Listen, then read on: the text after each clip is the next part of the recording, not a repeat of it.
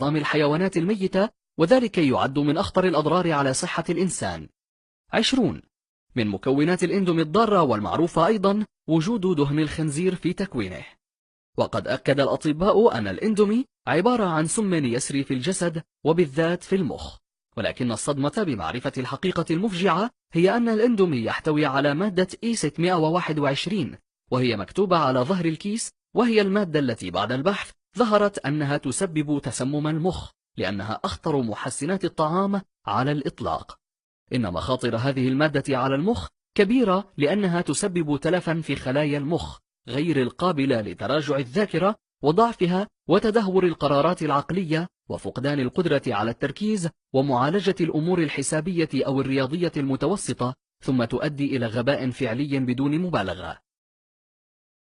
هذه المادة هي إحدى مشتقات مونوصوديوم جلوتاميت، وتعتبر أخطر مادة غذائية وجدت في العالم كمكسبات طعم، ويتم إخفاء اسم هذه المادة السامة في الأغذية تحت مسميات مختلفة مثل الجلوتامات، الكاسينات، البروتين المهدرج مثل الصويا المهدرج. ثقافة بلا حدود.